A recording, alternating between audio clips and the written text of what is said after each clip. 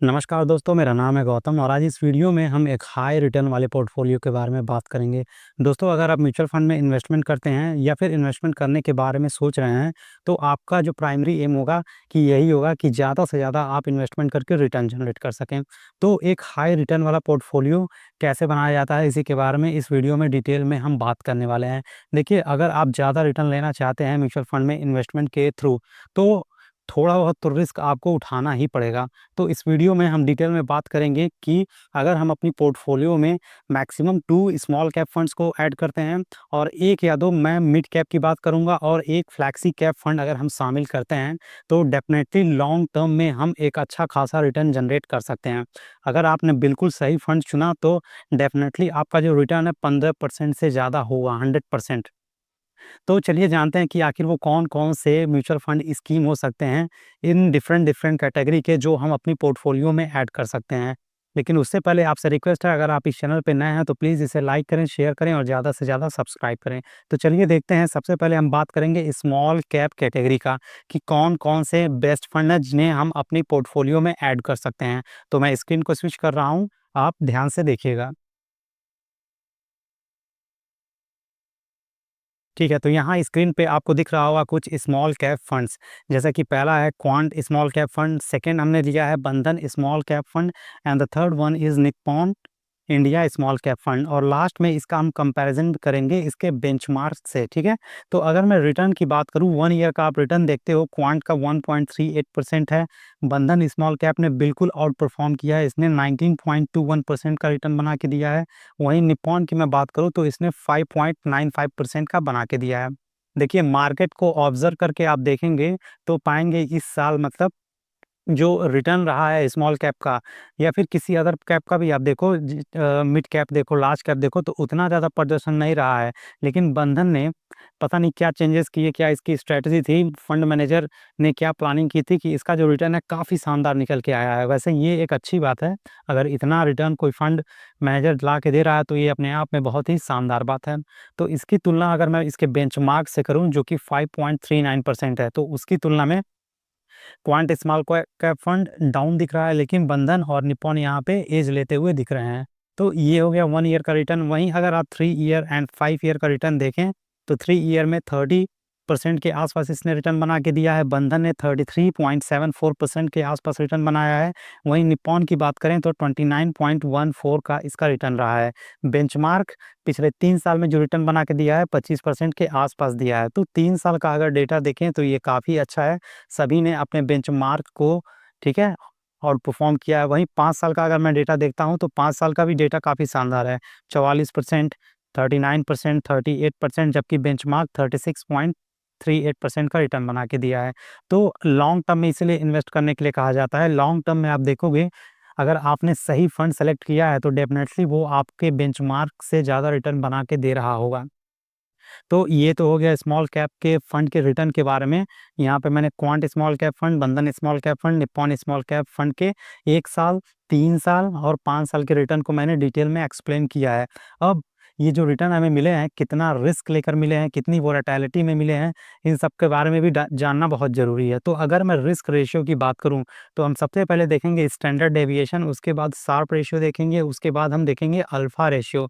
देखिए, standard deviation का मतलब है कि जो रिटर्न हमें मिल रहा है, जो जिस फंड से, वो फंड मार्केट में कितना ज़्यादा वोलेटाइल है या फिर कितना ज़्यादा स्टेबल है, यह बताता है।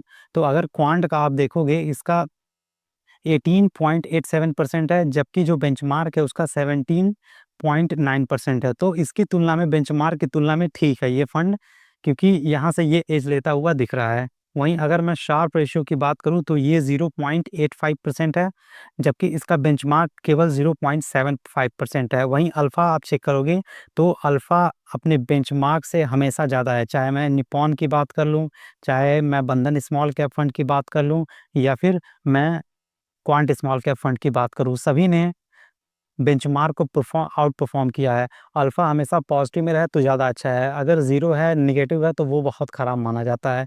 तो अगर मैं इन सभी रिस्क रेशियो के आधार पे भी बात करूँ तो ये सारे फंड अपनी कैटेगरी में टॉप कैटेगरी में है, टॉप 3 में हैं। तो इनमें से अगर आप निवेश करना चाहें तो कोई एक फंड या फिर मैक्सिमम 2 फंड आप शामिल कर सकते हो। जैसा कि थंबनेल पे आपने देखा होगा, मैंने यहाँ पे बोला है कि आप अपने पोर्टफोलियो में कम से कम 2 स्मॉल कैप फंड शामिल करने के बारे में सोच सकते हैं। तो इन दोनों में से कोई भी आप चुन सकते हैं। सभी ये फंड बहुत बेहतरीन है, बहुत अच्छा रिटर्न दे रहे हैं, बहुत अच्छा प्रदर्शन कर रहे हैं अपने-अपने सेक्टर में। तो ये तो हो गया स्मॉल कैप फंड के बारे में। अब हम बात करेंगे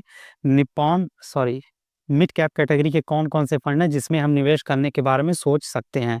तो एक बार मैं इसे इरेज़ करता हूँ और ये रहा आपका मिड कैप कैटेगरी का फंड। तो यहाँ पे आप देखोगे मिड कैप कैटेगरी में मैंने 3 यहाँ पे भी शामिल किया है, HDFC mid cap fund, Motilal Oswal mid cap fund and the third one is Nippon India growth fund. इसका बेंचमार्क ये है, इससे हम इसकी कंपैरिज़न करेंगे। तो चलिए सबसे पहले 1 साल, 3 साल और 5 साल का हम एक बार रिटर्न कंपेयर करके देख लेते हैं। तो देखिए अगर बेंचमार्क देखेंगे 1 साल का रिटर्न वो 10% के आस-पास इसने बना के दिया है, लेकिन एचडीएफसी मिड कैप ने 14%, मोतीलाल ओसवाल ने 21% and Nippon India growth fund का जो रिटर्न रहा है वो 14% के आसपास रहा है। तो 1 ईयर का जो रिटर्न है उसने डेफिनेटली बेंचमार्क को आउट परफॉर्म किया है, उससे ज़्यादा रिटर्न बना के दिया है। तो इसमें कोई दिक्कत वाली बात नहीं है। वहीं 3 साल का अगर 5 साल का मैं डेटा देखूँ तो यहाँ पे बेंचमार्क ने 27% और 5 ईयर का डेटा है 33.77%। तो अगर मैं 3 साल या 5 साल का डेटा देखूँ हर जगह ये तीनों फंड अपने बेंचमार्क से ज़्यादा रिटर्न बना के दे रहे हैं। भई अगर कोई फंड अपने बेंचमार्क से ज़्यादा रिटर्न बना के दे रहा है, कैटेगरी एवरेज से ज़्यादा रिटर्न बना के दे रहा है, तो ऑब्वियसली वो अपनी कैटेगरी में बेस्ट ऑफ बेस्ट फंड है। तो रिटर्न में कोई दिक्कत नहीं है इन सभी फंड में। बस रिस्क रेशियो देख लेते हैं तो अल्फ़ा यहाँ पे भी आपका पॉज़िटिव दिख रहा है, इस फंड का भी पॉज़िटिव दिख रहा है, इस फंड का भी पॉज़िटिव दिख रहा है। तो अल्फ़ा में भी कोई दिक्कत नहीं है। मतलब कि जो फंड है वो अच्छा खासा प्रदर्शन कर रहे हैं। वहीं शार्प रेशियो की बात करें तो 1.14% Sharpe ratio HDFC mid cap fund का है एंड मोतीलाल ओसवाल का 1.1% है and Nippon India growth fund का 1.03 है एंड बेंचमार्क की बात करें तो 0.82% है। शार्प रेशियो यही बताता है कि जो रिटर्न हमें मिल रहा है, ये जो इतना ज़्यादा रिटर्न मिल रहा है, ये कितना रिस्क लेकर मिल रहा है। ऐसा तो नहीं है कि फंड बहुत ज़्यादा रिस्क ले रहे हैं, इस वजह से यहाँ पे हमको अच्छा खासा रिटर्न देखने को मिल रहा है। तो अगर मैं बेंचमार्क से तुलना करूँ, तो बेंचमार्क अगर 0.82 का रिस्क लेकर 33% के आसपास रिटर्न दे रहा है, तो जो एचडीएफसी मिड कैप फंड है, मोतीलाल ओसवाल है एंड निप्पॉन इंडिया है, ये कम रिस्क लेकर ज़्यादा रिटर्न दे रहे हैं। तो इन सब में कोई अभी दिक्कत नहीं है, ठीक है? मिड कैप का भी ये जो फंड है, वो अपने आप में अच्छे फंड हैं। तो अगर आप इनमें से कोई भी सेलेक्ट करना चाहें, तो डेफ़िनेटली आपके लिए इन तीनों में से ये हो गया और ये इन तीनों में से कोई भी आप सेलेक्ट कर सकते हो। ये अपनी कैटेगरी में बेस्ट फंड अवेलेबल है। अब लास्ट में हम बात करेंगे एक फ्लैक्सी कैप फंड के बारे में। तो चलिए उसको भी हम एक बार देख लेते हैं कि कौन-सा फ्लैक्सी कैप फंड है, जहाँ पे हम इन्वेस्टमेंट के बारे में सोच सकते हैं। देखिए फ्लैक्सी कैप फंड में वैसे तो बहुत सारे हैं, जैसे कि आपका यहाँ पे पराग पारिक फ्लैक्सी कैप फंड है, एचडीएफसी फ्लैक्सी कैप फंड है। इसके अलावा आदित्य बिरला सन लाइफ फ्लैक्सी कैप आता है। इसके अलावा एक और है आपका वो है कोटक का फ्लैक्सी कैप फंड। तो अगर आप इन पाँचों को तुलना करेंगे तो उनमें से एचडीएफसी फ्लैक्सी कैप फंड और Parag Parikh flexi cap fund top 1, top 2 position में आते हैं। तो इसलिए हमने यहाँ पे इसको कंपेयर करने के लिए सोचा है और ये रहा इसका बेंचमार्क का रिटर्न। तो यहाँ पे भी हम सेम उसी तरीके से कंपैरिज़न करेंगे। 3 साल का डेटा देखिए, 3 साल में जो बेंचमार्क है इसका, इसने रिटर्न केवल 7.32% बना के दिया है, जबकि इन दोनों फंड ने बहुत बेहतरीन दिया है। एचडीएफसी ने 19.29% का रिटर्न दिया है, पराग पारिक फ्लैक्सी कैप ने 15.83% का रिटर्न बना के दिया है, जो कि अपने आप में बहुत शानदार है। वहीं अगर मैं 3 ईयर का एंड 5 ईयर का डेटा देखता हूँ, तो बेंचमार्क ने केवल 24% के आसपास रिटर्न दिया है, जबकि एचडीएफसी ने 33.23% and Parag Parikh flexi cap fund ने 29% के आस-पास रिटर्न बना के दिया है। तो रिटर्न में कोई दिक्कत नहीं है, चाहे एचडीएफसी फ्लैक्सी कैप फंड की बात हो रही हो, चाहे पीपीएफएस की बात हो रही हो, रिटर्न 3 साल, 5 साल, 1 साल का डेटा काफ़ी अच्छा है। इन्होंने हमेशा अपने बेंचमार्क को आउट परफ़ॉर्म किया है, उनसे ज़्यादा रिटर्न बना के दिया है।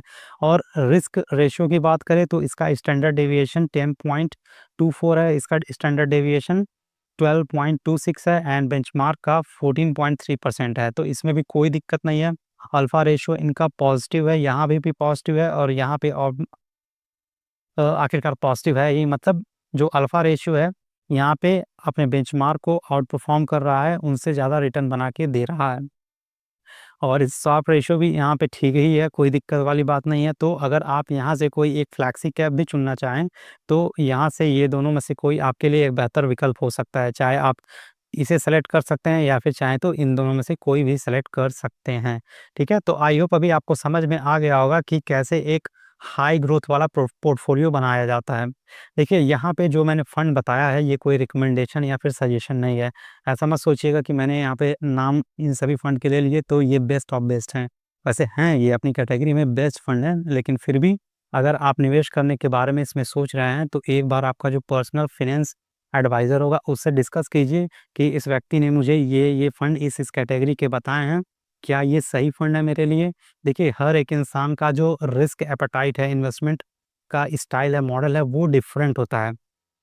बहुत सारे लोग हैं जो ज़्यादा रिस्क लेना है नहीं पसंद करते हैं, वो सोचते हैं मेरा रिटर्न कम बने लेकिन मेरा जो पैसा है वो बिल्कुल मार्केट में स्टेबल रहे, रिटर्न 12% 13% के हिसाब से मिल जाए, कोई दिक्कत नहीं है, लेकिन मार्केट में मेरा पैसा सेफ रहे, सुरक्षित रहे, स्टेबल रहे। वहीं कुछ लोग थोड़े से एग्रेसिव इन्वेस्टर होते हैं, जो कहते हैं कोई बात नहीं, मेरा एज कम है, मैं रिस्क ज़्यादा ले सकता हूँ, तो मैं रिस्क वाले फंड में भी इन्वेस्टमेंट करूँगा। जैसे स्मॉल कैप, मिड कैप की कैटेगरी में मैं इन्वेस्ट करूँगा, माइक्रो कैप में पैसे डालूँगा, क्योंकि मेरे पास जो इन्वेस्टमेंट हॉरिज़न है वो 25 साल, 30 साल, 35 साल का है। तो वहाँ पे जब लंबे समय के लिए आप इन्वेस्टमेंट करते हो, तो डेफ़िनेटली वहाँ पे आपको रिटर्न भी अच्छा मिलता है। तो अगर ये सब बातें आप ध्यान रखते हो, अपने इन्वेस्टमेंट स्टाइल को ध्यान में रखते हुए, अपने रिस्क एपेटाइट को ध्यान में रखते हुए इन्वेस्टमेंट करते हो, फंड सिलेक्शन करते हो, तो डेफ़िनेटली आप एक बेहतरीन हाई ग्रोथ फंड वाला पोर्टफोलियो बना पाओगे। यहाँ पे ये फंड के नाम मैंने डेमो के लिए बताए हैं, एग्ज़ाम्पल के लिए बताए हैं, वैसे ये सारे फंड अपनी कैटेगरी में टॉप रैंकिंग के फंड हैं। अगर आप इनमें से कोई भी सेलेक्ट करना चाहें, तो ये टोटली आपका कॉल होगा, ये आप पे डिपेंड करेगा। तो आई होप ये सारी चीज़ें अभी आपको यहाँ पे क्लियर हो गई होंगी कि कैसे एक अच्छा खासा हाई एंड हाई रिटर्न वाला पोर्टफोलियो बनाया जाता है। तो ये वीडियो यहीं पे होता है समाप्त। मिलते हैं नेक्स्ट वीडियो में, तब तक के लिए जय हिंद, जय भारत। मैं फिर से यहाँ पे एक बार आपको डिस्क्लेमर दे रहा हूँ, बता रहा हूँ, there is no any financial recommendation और सजेशन टू बाय और sell any kind of financial product. Stock market में, म्यूचुअल फंड में या फिर कोई भी इन्वेस्टमेंट स्ट्रैटेजी हो, स्कीम हो, प्लानिंग हो, हर जगह रिस्क एसोसिएटेड होता है। तो जब भी इन्वेस्टमेंट करना है, अपने खुद के रिस्क पे करना है। Okay, then thank you.